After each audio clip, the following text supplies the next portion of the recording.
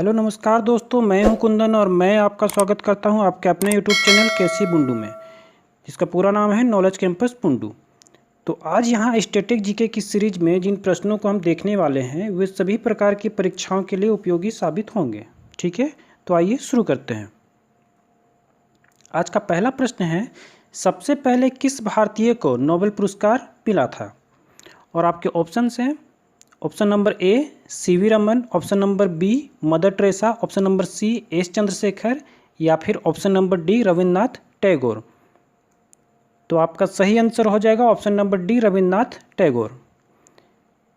देखिए दोस्तों, रविन्द्रनाथ टैगोर को वर्ष 1913 में, ठीक है, वर्ष 1913 ईस्वी में इनको इनकी पुस्तक गीतांजलि के लिए नोबेल पुरस्कार मिला था। ठीक है, तो नोबेल पुरस्कार प्राप्त करने वाले पहले भारतीय कौन हो जाते हैं?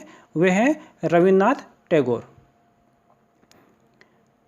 आइए जानते हैं नोबेल पुरस्कार के बारे में कुछ अन्य तथ्य। ठीक है, नोबेल पुरस्कार सर अल्फ्रेड नोबेल की याद में प्रत्येक वर्ष दिया जाता है। ठीक है, सर अल्फ्रेड नोबेल, इन्होंने ही एक बहुत ही विख्यात खोज की थी जिसका नाम था डायनामाइट। ठीक है, डायनामाइट की खोज इन्होंने ही की थी। तो इन्हीं की याद में प्रत्येक वर्ष 10 दिसंबर को, कब? 10 दिसंबर को प्रत्येक वर्ष नोबेल पुरस्कार का वितरण किया जाता है। ठीक है, आइए जानते हैं नोबेल पुरस्कार कितने क्षेत्रों में दिया जाता है। तो नोबेल पुरस्कार कुल 6 क्षेत्रों में दिया जाता है। ठीक है, पहला है भौतिकी यानी फिजिक्स, दूसरा है रसायन यानी केमिस्ट्री, तीसरा है चिकित्सा यानी मेडिसिन, चौथा है साहित्य यानी लिटरेचर, पांचवा है शांति यानी पीस और छठा है अर्थशास्त्र यानी इकोनॉमिक्स। ठीक है, देखिए नोबेल पुरस्कार जो है वो वर्ष 1901 से ही प्रदान किया जाता है। ठीक है, तो ये जो 5 क्षेत्र हैं, फिजिक्स, केमिस्ट्री, मेडिसिन, लिटरेचर और पीस, इन पांचों क्षेत्रों में 1901 से दिया जाने लगा, लेकिन वर्ष 1969 से इसमें एक और क्षेत्र डाल दिया गया। वो क्या था? अर्थशास्त्र था। ठीक है, एक बात मैं यहाँ पे और क्लियर कर देना चाहता हूँ, यहाँ पे जो शांति का नोबेल पुरस्कार है, ठीक है, शांति का जो नोबेल पुरस्कार है ये नॉर्वे की राजधानी ओस्लो में दी जाती है। ठीक है, नॉर्वे की राजधानी ओस्लो में दी जाती है। बाकी जो 5 बचे पुरस्कार हैं, ठीक है, 5 क्षेत्रों से जो बिलोंग कर रहे हैं वे पुरस्कार हैं, वे स्वीडन की राजधानी स्टॉकहोम में दी जाती है। ठीक है, वे स्वीडन की राजधानी स्टॉकहोम में दी जाती है। आइए बढ़ते हैं अगले प्रश्न की ओर। अगला प्रश्न है, अंतर्राष्ट्रीय न्यायालय का मुख्यालय कहाँ स्थित है? ठीक है, और आपके ऑप्शंस हैं, option number A Geneva, B the Hague, C Rome और डी वियना।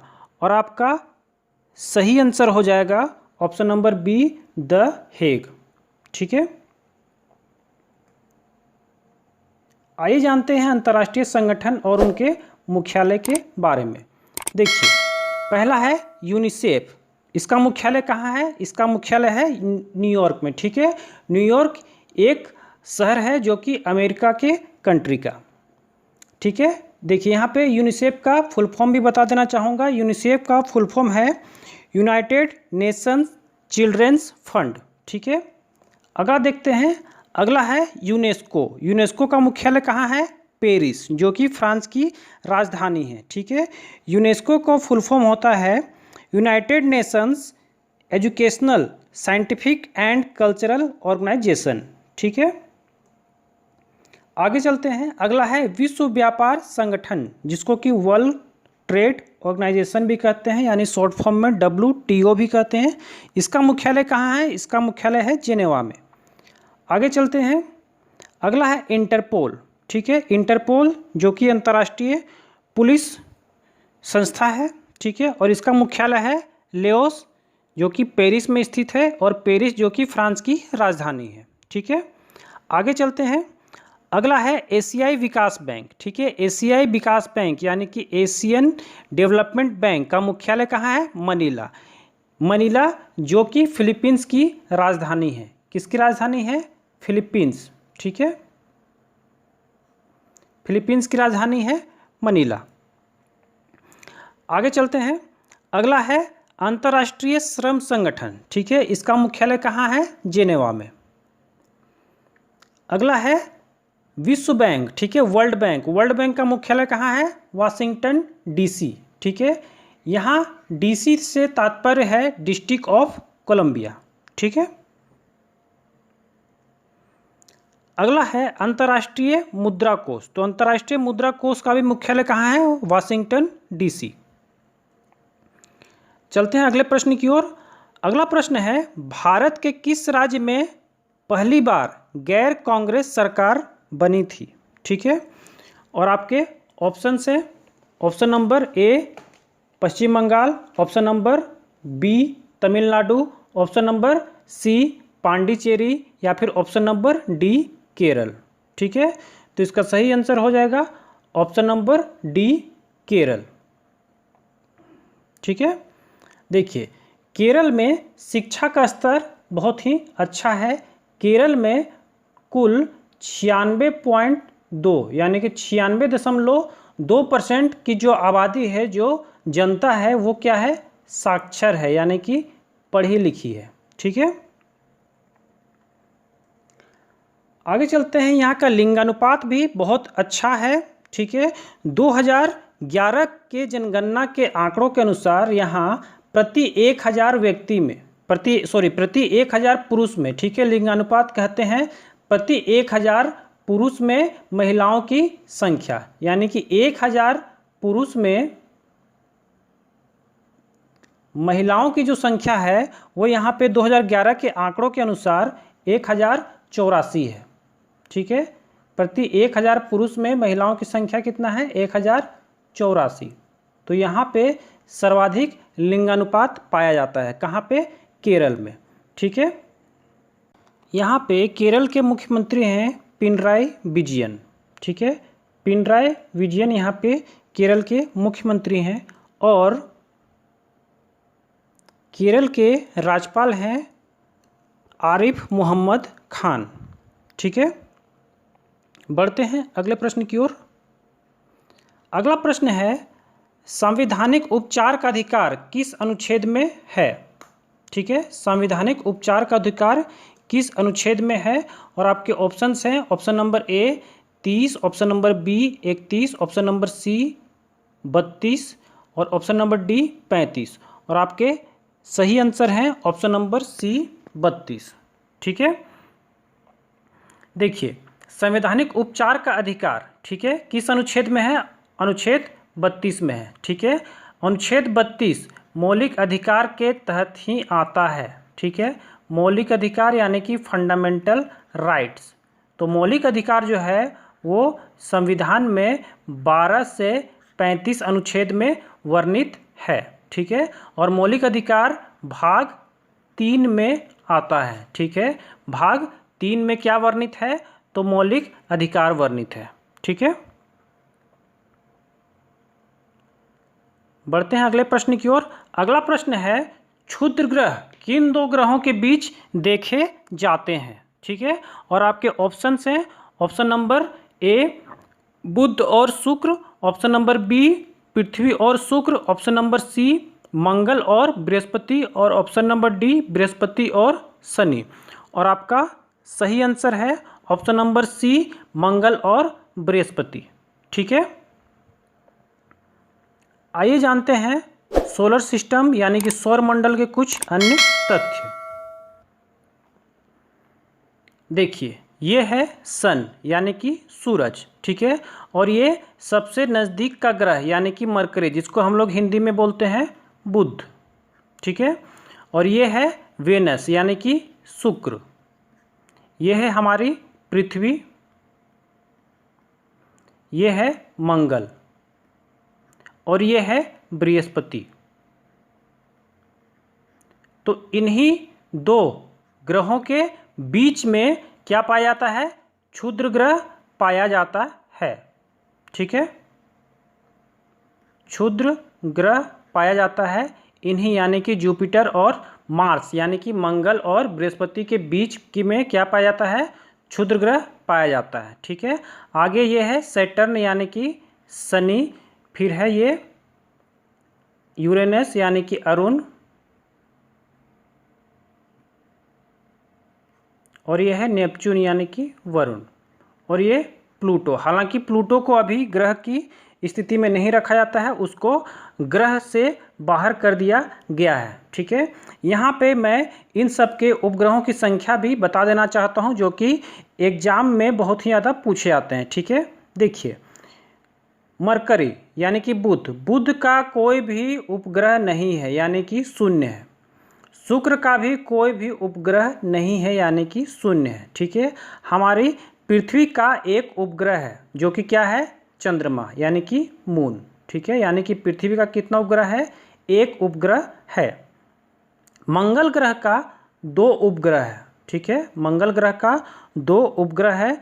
बृहस्पति के टोटल 79 यानी कि 79 उपग्रह हैं। हालांकि ये उपग्रह डेटा जो है इसका चेंज होते रहता है। ठीक है, तो वर्तमान में जो है बृहस्पति का टोटल 79 सैटेलाइट्स है। ठीक है, 79 उपग्रह है। शनि के जो हैं वो 82 यानी कि 82 उपग्रह हैं। ठीक है, यूरेनस यानी कि अरुण के हैं टोटल 27 यानी कि 27। ठीक है, और नेपच्यून के हैं टोटल 14 यानी कि 14 सैटेलाइट्स यानी कि 14 उपग्रह। ठीक है, प्लूटो, देखिए प्लूटो के बारे में एक क्वेश्चन ये आता है कि प्लूटो का अन्य नाम क्या है। ठीक है, तो प्लूटो का अन्य नाम है, एक नंबर दिया गया है 13, 43, 40। ठीक है, ये प्लूटो का अन्य नाम है। ठीक है, आइए बढ़ते हैं अगले प्रश्न की ओर। अगला प्रश्न है मैन ऑफ आयरन किसे कहा गया है। ठीक है, और आपके ऑप्शंस हैं सरदार वल्लभ भाई पटेल, भगत सिंह, चंद्रशेखर आज़ाद या फिर सुभाष चंद्र बोस। तो इसका सही आंसर है ऑप्शन नंबर ए, सरदार वल्लभ भाई पटेल। देखिए सरदार वल्लभ भाई पटेल को भारत का बिस्मार्क भी कहा जाता है। ठीक है, भारत का बिस्मार्क भी कहा जाता है। क्यों कहा जाता है, क्योंकि बिस्मार्क ने जर्मनी में बहुत सारे राज्यों का एकीकरण करके एक पूर्ण जर्मनी राष्ट्र का निर्माण किया था। इसीलिए यहाँ पे सरदार वल्लभ भाई पटेल को भी बिस्मार्क कहा जाता है, क्योंकि जब यहाँ पे स्वतंत्र भारत का जब उदय हो रहा था उस समय बहुत सारे रियासतों यानी कि राज्यों को एकीकरण यानी कि एकीकृत करने का जो श्रेय जाता है वो किसको जाता है, सरदार वल्लभ भाई पटेल को जाता है। ठीक है, इसीलिए इन्हें भारत का बिस्मार्क कहा जाता है। ठीक है, देखिए ये जो तस्वीर है ये 1928 की बारदोली सत्याग्रह की है। ठीक है, बारदोली सत्याग्रह की है। ये तस्वीर दिखाना यहाँ पे इसलिए इम्पोर्टेंट है क्योंकि इसी बारदोली सत्याग्रह से इन्हें सरदार की उपाधि प्राप्त हुई थी। ठीक है, इसे बारदोली सत्याग्रह से इन्हें सरदार की उपाधि प्राप्त हुई थी, और वो सरदार की उपाधि ने किसने दी थी, तो बारदोली की महिलाओं ने दी थी। ठीक है, तो बारदोली सत्याग्रह कब हुआ था, 1928 में हुआ था। ठीक है, आगे चलते हैं। अगला प्रश्न है भारत में न्यूनतम मजदूरी अधिनियम कब लागू किया गया था। ठीक है, तो भारत में न्यूनतम मजदूरी अधिनियम कब लागू किया गया था, और आपके ऑप्शंस हैं option number A 1936, option number B 1948, option number C 1952 और ऑप्शन नंबर डी 1956। ठीक है, तो आपके सही आंसर हो जाएंगे ऑप्शन नंबर बी 1948। देखिए ये न्यूनतम मजदूरी अधिनियम क्या था, असंगठित क्षेत्र के मजदूरों को सुरक्षा प्रदान करने के उद्देश्य से तथा उनके हितों की रक्षा के लिए यह कानून बनाया गया जिसमें मजदूरी की न्यूनतम दरों का निर्धारण करना, समय पर मजदूरी का भुगतान करना तथा समयोपरि भत्ता इत्यादि की उचित दरें तय कर भुगतान कराना इस कानून का उद्देश्य रहा है। ठीक है, चलते हैं अगले प्रश्न की ओर। अगला प्रश्न है इसरो की स्थापना कब हुई थी। ठीक है, और आपके ऑप्शंस हैं, option number A 1965, option number B 1969, option number C 1971 और ऑप्शन नंबर डी 1976। ठीक है, तो इसका सही आंसर हो जाएगा ऑप्शन नंबर बी 1969। ठीक है, इसरो यानी कि इंडियन स्पेस रिसर्च ऑर्गेनाइजेशन। ठीक है, तो इसरो का मुख्यालय कहाँ स्थित है, ये प्रश्न बहुत बार एग्जाम में पूछा जाता है। ठीक है, तो इसरो का जो मुख्यालय है वो बेंगलुरु में, ठीक है, बेंगलुरु में स्थित है। बेंगलुरु क्या है, कर्नाटक की राजधानी है। किसकी राजधानी है, कर्नाटक की राजधानी है बेंगलुरु। यही बेंगलुरु में इसरो का मुख्यालय स्थित है। ठीक है, देखिए बेंगलुरु का एक अन्य नाम सिलिकॉन वैली भी है। ठीक है, सिलिकॉन वैली भी है और इलेक्ट्रॉनिक नगर के नाम से भी इसको जाना जाता है। ठीक है, इलेक्ट्रॉनिक सिटी।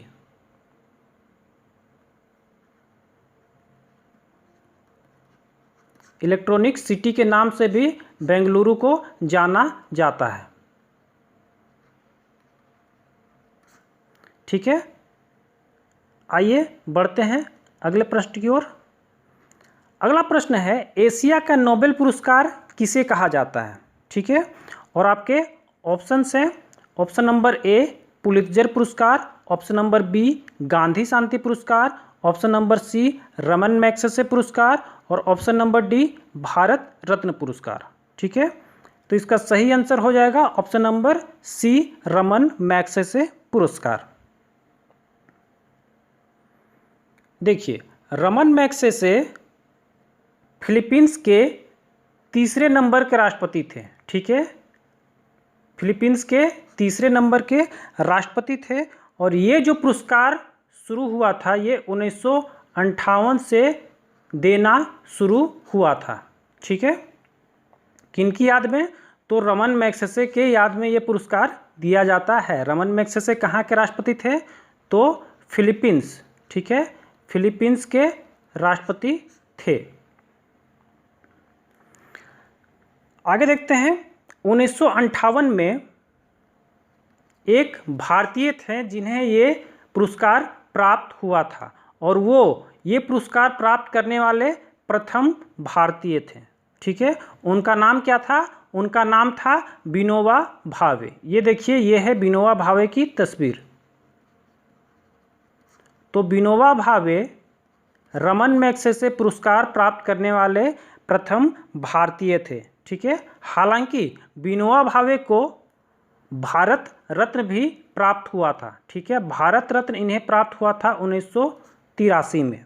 ठीक है, और 1958 में इन्हें क्या प्राप्त हुआ था, इन्हें रमन मैग्सेसे पुरस्कार प्राप्त हुआ था। ठीक है, और 1983 में भारत रत्न पुरस्कार प्राप्त हुआ था। ठीक है, देखिए यहाँ पे एक क्वेश्चन और आता है कि भूदान, ठीक है, भूदान आंदोलन जो था उससे संबंधित व्यक्ति का नाम बताइए। तो उससे संबंधित व्यक्ति यही थे विनोबा भावे। ठीक है, इनका नाम भूदान आंदोलन से भी आता है। ठीक है, चलिए चलते हैं अगले प्रश्न की ओर। अगला प्रश्न है कांग्रेस के पहले मुस्लिम अध्यक्ष कौन थे। ठीक है, कांग्रेस जिसकी स्थापना कब हुई थी 1885 में। ठीक है, कांग्रेस की स्थापना कब हुई थी, 1885 में इसकी स्थापना हुई थी। ठीक है, तो आपके ऑप्शंस हैं मोहम्मद अली जिन्ना, आगा खां, सलीमुल्लाह खां और बदरुद्दीन तैयब जी। ठीक है, तो इसका सही जवाब है option number D Badruddin Tyabji. देखिए ये बदरुद्दीन तैयब जी की तस्वीर है, आप लोग देख पा रहे हैं स्क्रीन पे, ये बदरुद्दीन तैयब जी की तस्वीर है। ठीक है, बदरुद्दीन तैयब जी तीसरे, ठीक है, देखिए 1885 से ये कांग्रेस का गठन किया गया 1885 में। ठीक है, और पहली बार जो अधिवेशन है वो भी 1885 में ही हुआ था। ठीक है, तो बदरुद्दीन तैयब जी जो है वो तीसरे नंबर के अधिवेशन की अध्यक्षता किए थे, यानी कि 1887 में जो अध्यक्षता किए थे वो कौन किए थे? बदरुद्दीन तैयब जी किए थे। ठीक है, और बदरुद्दीन तैयब जी ऐसा करने वाले प्रथम मुस्लिम थे। ठीक है, देखिए बदरुद्दीन तैयब जी के बारे में कुछ अन्य तथ्य यहाँ पे मैं और बताना चाहूँगा। बदरुद्दीन तैयब जी जो थे वे 1887 में मद्रास में, कहाँ पे? मद्रास में ये तीसरे अधिवेशन का अध्यक्षता किए थे। ठीक है, देखिए ये जो तस्वीर है ये है A.O. ह्यूम। ठीक है, A.O. ह्यूम जिसने कि 1885 में कांग्रेस पार्टी की स्थापना की थी। ठीक है, तो ये वही व्यक्ति हैं जो कि कांग्रेस पार्टी की स्थापना किए हैं। ठीक है, A.O. ह्यूम। ठीक है, आगे चलते हैं। देखिए ये हैं व्योमेश चंद्र बनर्जी। ठीक है, व्योमेश चंद्र बनर्जी स्थापना तो कर दिए A.O. ह्यूम, लेकिन 1885 में जो प्रथम अध्यक्ष बनेंगे कांग्रेस के वे कौन होंगे? वो होंगे व्योमेश चंद्र बनर्जी। ठीक है, व्योमेश चंद्र बनर्जी पहले अध्यक्ष। ठीक है, पहले अध्यक्ष, कांग्रेस के पहले अध्यक्ष कौन बनेंगे? व्योमेश चंद्र बनर्जी। कब? 1885 में पहली बार अध्यक्षता करेंगे। और ये कहाँ पे करेंगे? वो जगह कौन सी होगी? वो जगह होगी बम्बई। ठीक है, देखिए ये जो तस्वीर है ये है एनी बेसेंट की। ठीक है, ये भी कांग्रेस से ही जुड़ी हुई थी। अगर आपसे पूछा जाए कि भारत में, ठीक है, भारतीय जो राष्ट्रीय कांग्रेस है, कांग्रेस की पहली महिला अध्यक्ष, ठीक है, कांग्रेस की पहली महिला अध्यक्ष अगर आपसे पूछा जाए तो आपका आंसर हो जाएगा एनी बेसेंट, जिसकी तस्वीर अभी आप लोग स्क्रीन पे देख पा रहे हैं। ठीक है, तो एनी बेसेंट जो है वो 33वां कांग्रेस अधिवेशन की अध्यक्षता की थी। ठीक है, और ये कब की थी? ये की थी 1917 में। और जगह कौन सा था? जगह था कलकत्ता। ठीक है, जगह था कलकत्ता। तो ये अंग्रेज थी। ठीक है, एनी बेसेंट कौन थी? अंग्रेज थी। ठीक है, लेकिन अगर आपसे पूछा जाए कि कांग्रेस की प्रथम महिला अध्यक्ष कौन थी तो कौन हो जाएगा? Annie Besant. लेकिन अगर आपसे पूछा जाए कि कांग्रेस की प्रथम भारतीय महिला अध्यक्ष कौन थी तो आपका आंसर क्या हो जाएगा?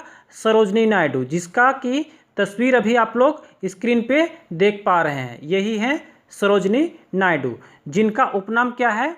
भारत कोकिला। ठीक है, भारत कोकिला के नाम से इन्हें जाना जाता है। ठीक है, ये क्या है? सरोजनी नायडू। तो देखिए सरोजनी नायडू भी कांग्रेस की अध्यक्ष बनी थी। वह कौन सा अधिवेशन था? वो था 41वां अधिवेशन। ठीक है, वो कब हुआ था? 1925 में हुआ था। और जगह कौन सा था? जगह था कानपुर। ठीक है, देखिए एक बात मैं यहाँ पे और आपको बता देना चाहूँगा, 1925 में तो अध्यक्षता ये किए थे, लेकिन 1924 में एक बार, ठीक है, 1924 में एक बार महात्मा गांधी ने कांग्रेस की अध्यक्षता की थी। ठीक है, तो प्रश्न ये भी पूछा जाता है कि महात्मा गांधी ने कांग्रेस की अध्यक्षता कब की थी? तो वो वर्ष कौन सा था? वो वर्ष था 1924। ठीक है,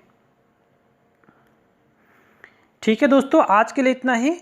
अगले दिन में कोई अन्य प्रश्नों के साथ फिर से हाजिर होऊंगा। अगर आपको ये वीडियो अच्छी लगी हो तो प्लीज़ चैनल को सब्सक्राइब और वीडियो को लाइक और शेयर अवश्य कर दें। ठीक है, धन्यवाद।